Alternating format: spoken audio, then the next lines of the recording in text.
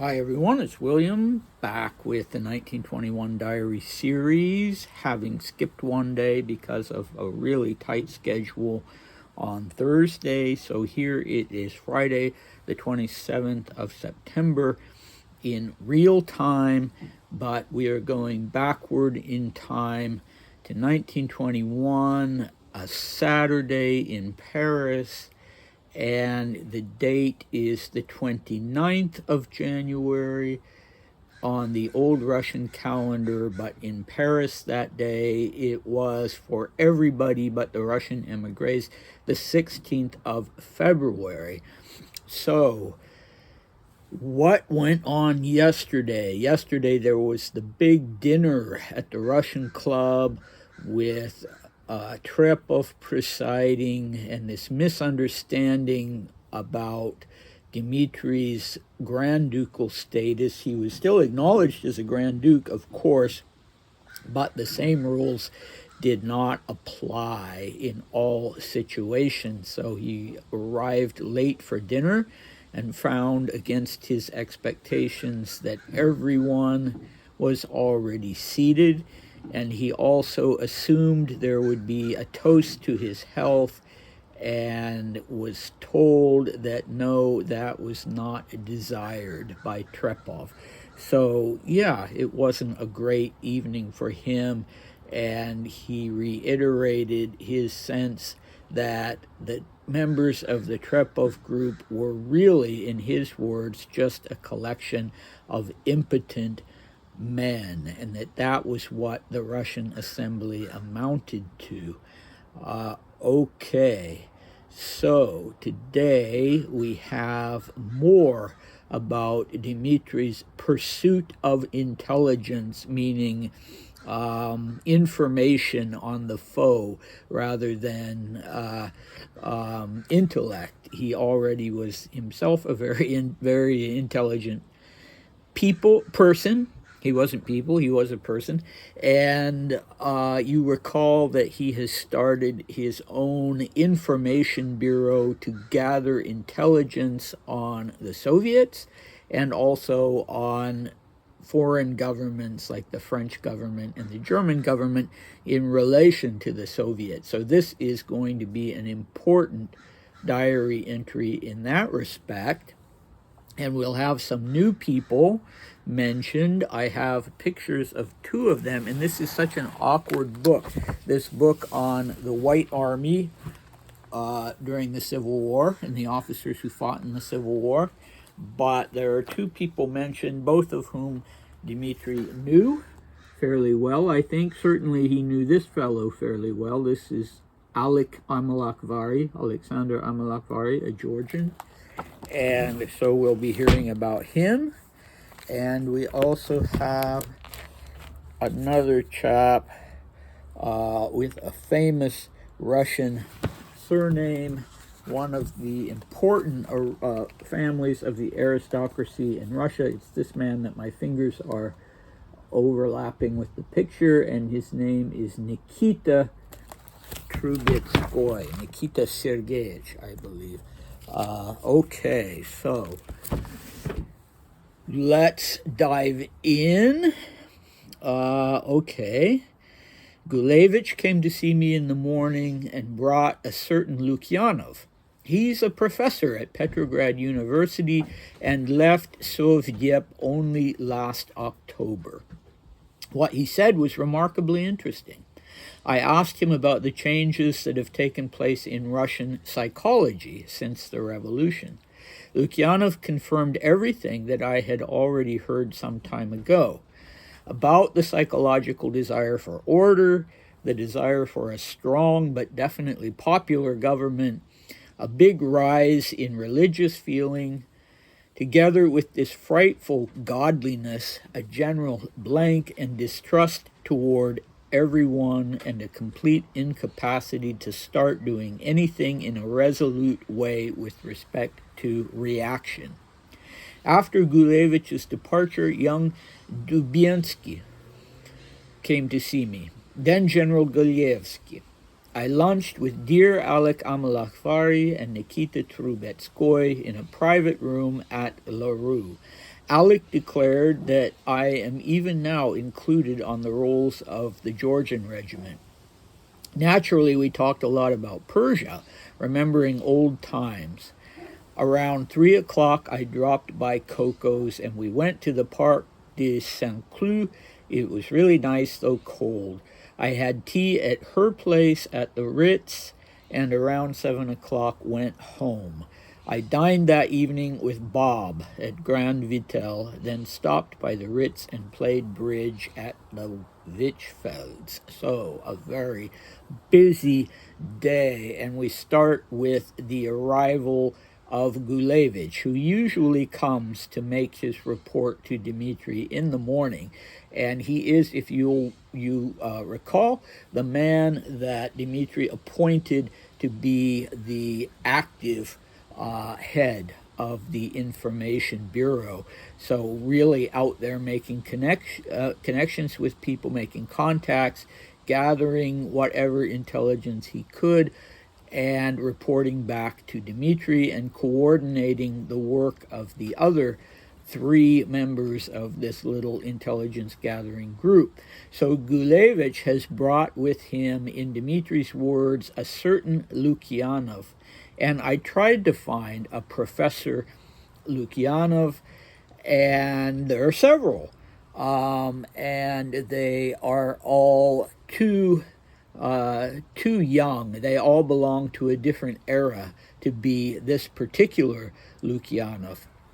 But how interesting. I really do wish I'd known more about him, because he was a professor at Petrograd University and a member of Sovdep, by which I mean not just a Soviet, but by which I think Dmitri means not just a Soviet, but a member of the Soviet of Deputies, so sort of the government,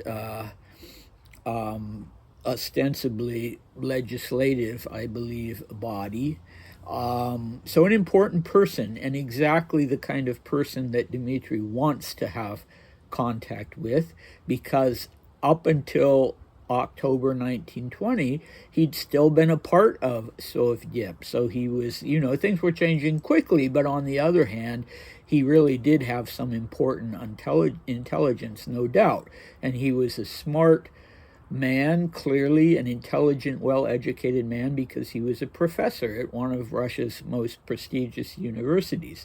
So Dmitri wants to talk to him about Russian psychology.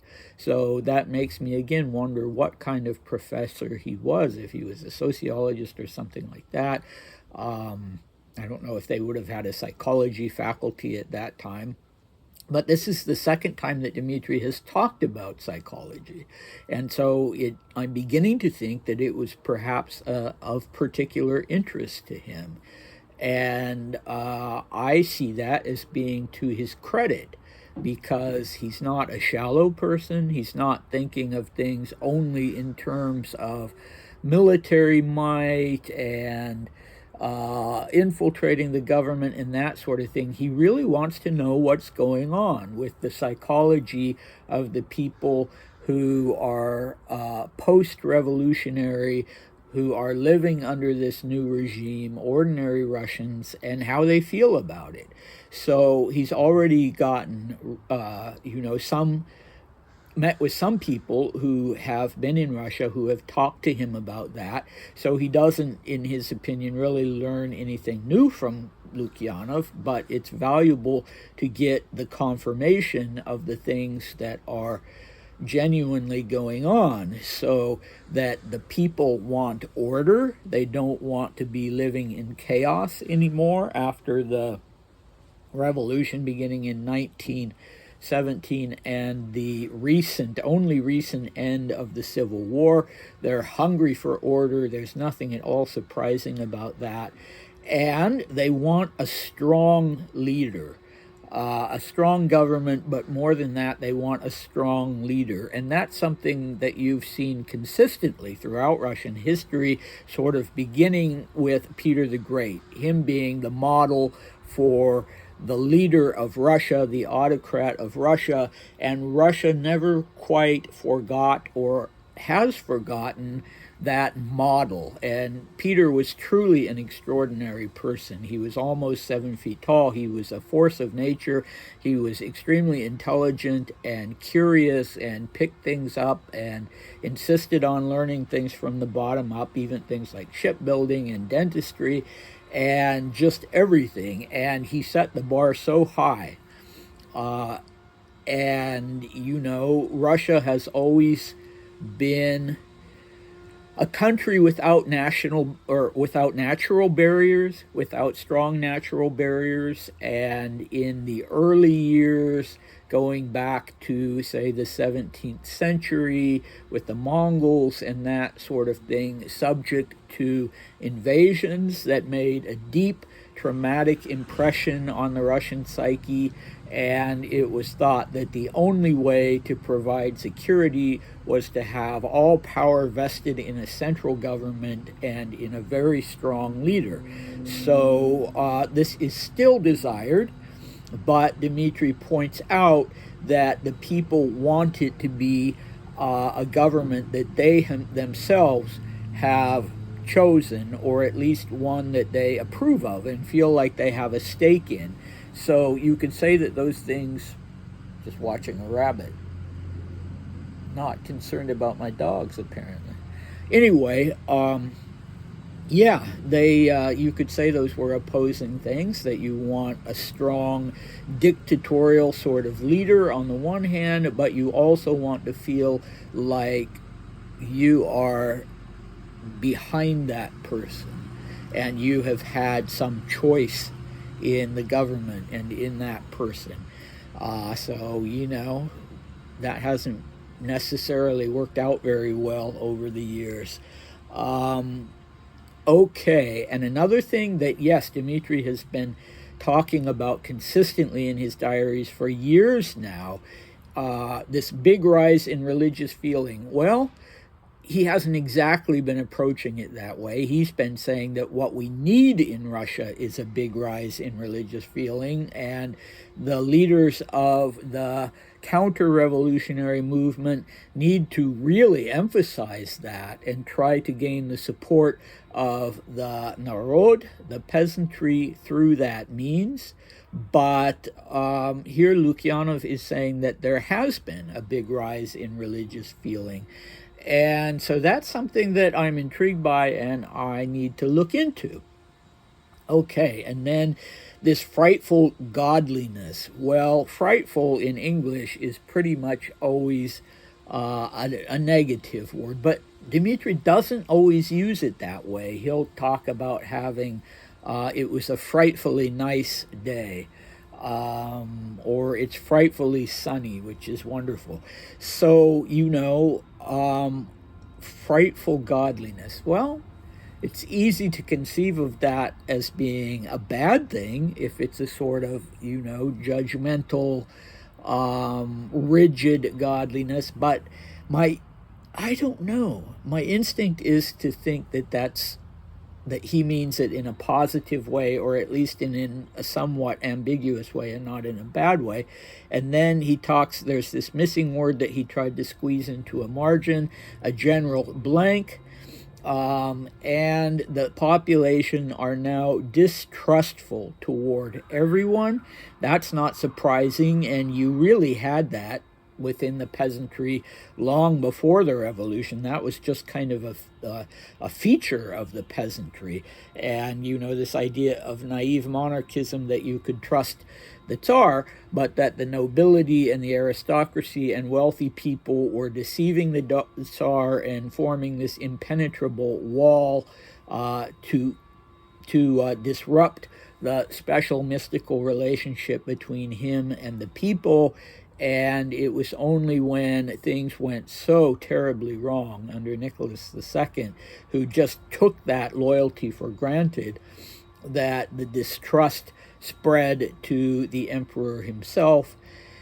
And so now distrust toward everyone, and Dmitri adds a complete incapacity to start doing anything in a resolute way with respect to reaction. Okay, so by reaction, I am assuming that he means the counter-revolutionary movement, and this is always an issue for Dmitri. He always judges people on their ability to act or not to act, and he himself doesn't always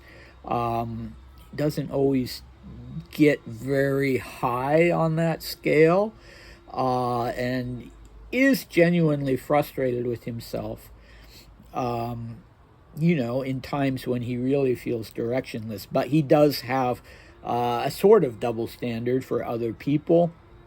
If they are men or women of action, then that's a good thing and they have his respect. If they're not, then they don't. Then they're impotent. So he seems to be applying this to the folk, the common people themselves, and their lack of resolution to do anything about their situation. So, that's another thing that intrigues me, that I would like to take a look at, and something that Lukyanov, having just arrived from Russia a few months before, is noting as, something significant in the psychology of the Russian people. Okay, so after Gulevich and Lukyanov depart, I should just say that I continue to be impressed by the kind of people who are coming to see Dmitri and are taking him seriously. And Gulevich is really so far doing an outstanding job of forming connections to these people and bringing them to see Dmitri. And for the most part, they're not people on the far right. They're not the kind of people that the real right-wingers, especially those in Germany, were looking to make connections with. So, they're more the moderate part of the immigration, so that's a good thing as well. Okay, then young Dubinsky came to see him, and that is the fourth member of the little information bureau. So Dmitri being the fourth, all three of them come to report to Dmitri today. First young Dubinsky and then Golievsky, so they all come separately to see him, but Gulevich and Lukyanov are the most interesting, so they're the ones that he's talking about. Young Dubinsky is called young not because he is younger than Dmitri. In fact, he's only 2 years younger than Dmitri, but because there's old Dubinsky. Sometimes Dmitri even calls him Papa Dubinsky, and that's why this one is young Dubinsky, and he has the identical rank to Dmitri's. He's a captain, and his father was a general staff officer and a member of the imperial suite. And so, Dmitri might know the father better than the son, but in fact, I think it was Golievsky who brought the son, young Dubinsky, into the Information Bureau, and it was at his suggestion. Okay, so, after all those visitors have taken up his whole morning, he goes and has lunch with two Georgians. Well, Trubetskoy, his mother is a Georgian. I'm not sure about... It's not a typical Russian surname, Trubetskoy, but as I said, it was one of the most prestigious and prominent aristocratic Russian families. But Nikita Trubetskoy's mother is Bagration, so a member of the what it had way back before the Russian Empire had come into existence. They had been the Georgian royal family. So he was actually born in Tbilisi. I don't know how you pronounce that. In the old form, it's Tiflis. So he'd been born in the Georgian capital, and Alek Amalakvari was also Georgian. And so they were both connected to Dmitri through the time he spent when he was banished to the Persian front. at the very end of 1916. And he went and he got to meet both of these men and to get to know them. And the officers at the Persian front very much embraced Dmitri as a hero. They were all scandalized and disapproving, and they all hated Rasputin. And so they saw Dmitri, who had acted very decisively, as being a hero. And they also became quite fond of him, and he of them. So you see that he calls Amalakvari, dear Alec Amalakvari. So Amalakvari was a Terek Cossack. He was a colonel, he was a prince, and in 1917, after the revolution, I believe, yeah, it had to be after the first revolution, after the February Revolution, he had formed his own body called the Georgian Horse Regiment. And apparently he informs Dmitri that he is even now included on the rolls of the Georgian regiment. So I think Baratov, who had been the superior officer who was directly involved with Dmitri, sort of determining the service that he would do and advising him and that sort of thing. I believe that he was divisional or even a corps commander. It's embarrassing to have forgotten that. But anyway, I'm not sure, but maybe Dmitri was on the rolls of this and of this Georgian Horse Regiment. You know, whether it was just an honorary sort of thing, or whether he was actually considered an officer in that regiment, I don't know. Okay, so I don't think that his connection and his discussion with these two men had to do with the Information Bureau. I think, as he says, they got together and they talked a lot about Persia, remembering old times. Now, if you recall from a few videos ago, Dmitri had also met with one of his old Persian friends, Baturin, who had been an officer in the Persian Cossack division, or as Dmitri calls it, the Persian Cossack battalion. And in relation to that, they had talked about the political situation in Persia. And when I looked that up, I discovered that the 1921 revolution or military coup in Persia would take place on the 22nd of February. So right now on the new calendar, it's the 16th of February. So that's coming up in only a few days. And it will be very interesting to see what Dmitri says about that. I hope he'll say something. Okay. So he has his lunch with them in a private room at La Rue, and I think he just enjoyed it, you know, but I think it was just for the sake of pleasure. On the other hand, you know, if he did have any kind of intelligence role with Britain, it would have started when he was in Persia. So, you know, there could be, he's keeping track of what's going on in Persia.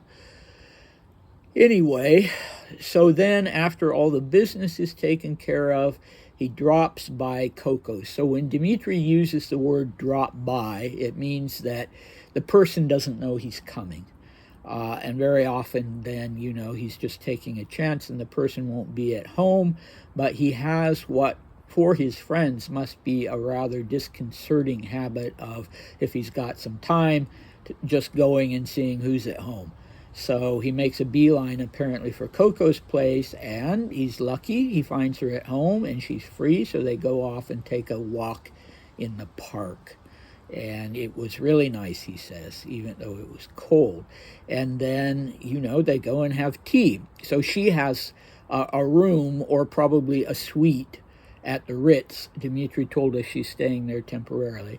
So he goes and has tea with her, but it doesn't go any further than that. At 7 o'clock he goes home, and then he has dinner that evening with his buddy Bob. So Bob Luders and Pete Polovtsov are really the two male friends that he does sort of boys' night out kind of things with. And they have dinner at a restaurant that he writes in Latin letters as Grand Vitel, but I couldn't find it. So maybe he doesn't spell it correctly or just doesn't have the right word. I don't know. Then he goes by the Ritz again, but if he had wanted to find Coco, apparently that didn't work out, but the Vitchfelds are also staying there, so maybe he had it in mind to go and see them in the first place. And they end up playing bridge. So Dmitri wasn't passionate about bridge. It seems like there were so many people then and now. I mean, bridge is like the card version of golf. There are people that are so passionately into certain things, and bridge and golf are two of those things. And Dmitri was definitely passionate about golf, but about bridge, yeah, he'd play if there was a game going on, but that was about it. So wow, yeah, very eventful day. We have two more short diary entries, long diary entries, I should say, because he's giving us a lot of information in these. One on the 30th and one actually we only have one, I think. One or two, either the 30th and the 31st. Yeah, two. And then we're going to jump forward 2 weeks, and we're going to be, as I mentioned last time, we're going to actually be in Copenhagen. We're going to be in Denmark. So I guess, yeah, I will leave you with that. I'm very, very intrigued by all of this. The first time I read through the diaries, I didn't really make the connection with the sort of intelligence activity that was going on. So something to look into. And yeah, come back next time and I'll see you then.